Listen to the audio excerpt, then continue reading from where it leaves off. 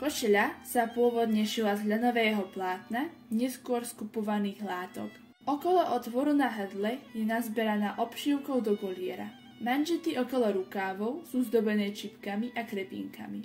Na ramenách sú tkané pásy ripsov, nazývané kostky. Sú zložené z rôznofarebných kociek a stĺpikov. Na košeľu sa oblieka sukňa, zvaná kartúnka. Na ňu sa oblieka glotová zástiera, zupaska, po obvode zdobená pásmi pestrofarebných krepiniek kombinovaných s lesklými flitrami. Životík, kabotek, sa štil z brokátu nazývaného zlatohlav. Je ozdobený hrubými pásmi flitrov. Boli znak parádivosti nositeľky. Ku ženskému kroju patria aj doplnky, ako napríklad zdobený opasok, zvaný opasovka, a korálky. Obuvou žien aj mužov boli krpce z hovedzej kože. Mužská košeľa je ušitá z jemného plátna. Košele novšieho typu majú prednú časť vyšívanú rastlinným ornamentom. Na košeľu sa obliekal serdok, kožená vesta, zhotovený z ovčej kožušiny.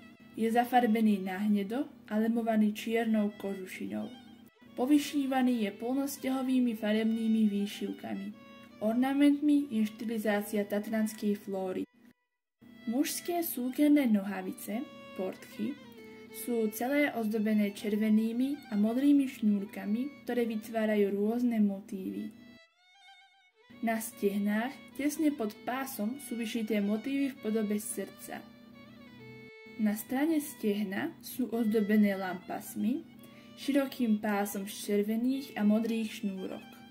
Na hlave nosili klobúk zvaný kapelus, zdobený mušličkami. Družbovia nosili sukmanu, zhotovenú z čierneho súkna, taktiež bola ozdobená červenými šnúrkami. A na hlave mali klobúk, kapelus, s nápadnými husacími pierkami, ktoré so strižnou slamou a s kúskami farebných handričiek boli nastoknuté na tvrdý drôt.